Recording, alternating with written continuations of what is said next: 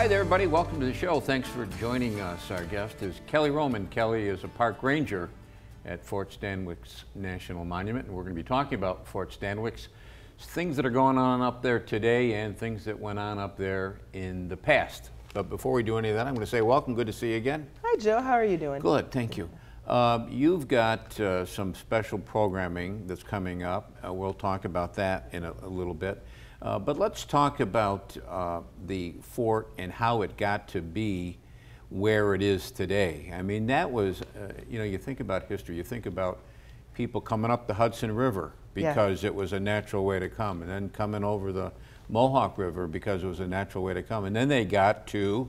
Then they got to the Oneida Carry, which is where the fort sits. Essentially, if you're traveling from New York City to the Great Lakes, there's only one break in the water system, and that is right where Fort Stanwix sits. Mm-hmm. It's a place that was called the Oneida Carrying Place, or portage area. And the fort grew up in that location after it had been used for centuries as a trail, and here we are today. Of course, the fort was first a British fort. Yes, yes. And that led to some confusion on names, didn't it, Kelly? Yes. So the fort was initially built as a British fort during the French and Indian War, which was the war before the American Revolution. So you have to imagine we're all British citizens at that point. When that war comes to an end, the fort is slowly abandoned, and then the Americans move back into it during the American Revolutionary War. Now, during the French and Indian War period, it was called Fort Stanwix. During the American time period, it was called Fort Schuyler, and that led to much confusion because there was at least 3 other Fort Schuylers in New York State. There was one that was right here in Utica, New York, which was an old French and Indian War fort named for one of Schuyler's relatives. There was an old fort in the Hudson Valley area that was named for one of his ancestors, and there was one in New York City that was named for him as well. So when the war came to an end, people began to refer to it as Stanwix again, because during the war you don't want to name your stuff after your enemy. Mm-hmm. But after the war, the sheer confusion of it all, it just needed to be clarified. So it would be known as Fort Stanwix or Fort Schuyler, formerly known as Stanwix, or if people were giving interviews for their pension papers, they'd just say Fort Stanwix anyway. Mm. And when the people came up from New York City, up the Hudson, over the Mohawk, how close to Fort Stanwix, and of course the Fort Stanwix, the reconstructed Fort Stanwix, is on the exact spot of the original fort. How close did the Mohawk River come to the fort? Well, it depends on flood stage. So the portage ebbed and flowed. We don't really have a floodplain in this area the way we used to. The water is either flooded out or it's absorbed into many of the things along the way, like Lake Delta Dam. But during that time period, it ebbed and flowed quite a bit. So the minimum distance between either end of that portage, between the Mohawk River and Wood Creek, was about 2-3 miles. And the largest point was about 6 miles. But if you were to take the trail, the path between the two of them, at any given point of the year, it would go right in front of the shadow of the fort, essentially where the path between the Park Visitor Center and the fort stands today.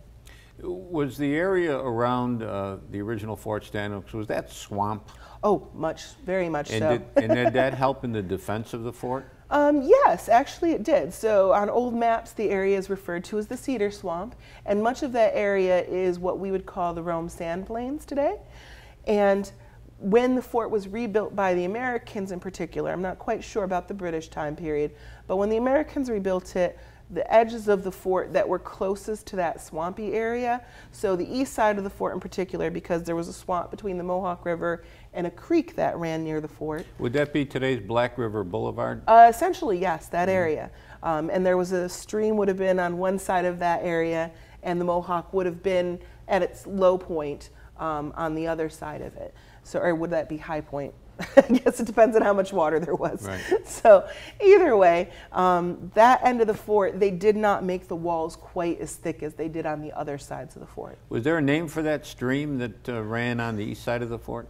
This is one of my favorite words ever. It's probably, in the documents that I've seen, some very fancy word in Iroquois, or who knows, and it's spelled T-E-C-H-N-O-H-A-T. So Teshnoha, but it looks like techno hat, and I just think that's hysterical. Yeah. So, so you had, and I'm trying to recall my history, Kelly, wasn't the fort emptying their waste into that stream? Many people at that time period were. Germ theory is not something they ascribe to. Baron von Steuben, the man who came over to America in 1777 and drilled folks at Valley Forge, who's buried just to the north of here, one of the things he had to instill in the military was, you don't poop where you get your water. Right. And so at the fort, luckily enough, because of that stream, people would have been getting water upstream and doing their business downstream. But with that being said, there was many problems with waste anyway, because as how I like to describe it, is essentially a frat party sans the college education. So a bunch of 20-something-year-old boys running around, and they're acting like 20-year-old boys, not necessarily the cleanest place from the sounds of it. Was that about the average age, 20-something? Between 18 and 23 or 24, yeah, that was about the average age for the Continental soldiers of the time period. Theoretically, one between the ages of 16 and 61 could serve, as long as they could do the work. And then there were other jobs, even if they couldn't. But the average age was men in their young 20s. And their officers, the people in charge, weren't that much older. Peter Gansevoort himself was only 28 years old when the fort attacked. And he was the commander. He was the commander, yeah. And when I was 28, I'm like, well, I'm 28, I can do it. Boy, that's not so bad. And now that I'm in my mid-30s, it's like, oh no, there's a 28-year-old in charge of the fort. His second in command, Marinus Willett, wasn't much older than myself. So these were young people who fought this conflict for us. Why do you suppose that the visitor center is named after the second in command and not the commander? That's a valid question, but Marinus Willett is one of the unsung heroes of the Mohawk Valley. Gansevoort, he served us well, he led us well, and then he moved out of the area. Willett, much to his chagrin in many instances, came back to the Mohawk Valley numerous times to help with the conflict as it was continuing. So he became, as I said, one of our unsung heroes in this area, and his career continued well into the 1800s as a public figure. Gansevoort, I wouldn't say retired in obscurity, but he did eventually retire.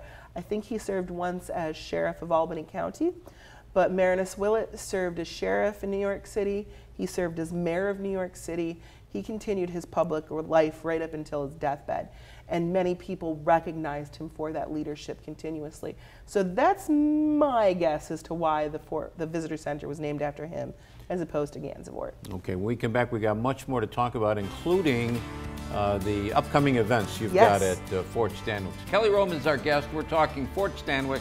Short break, right back.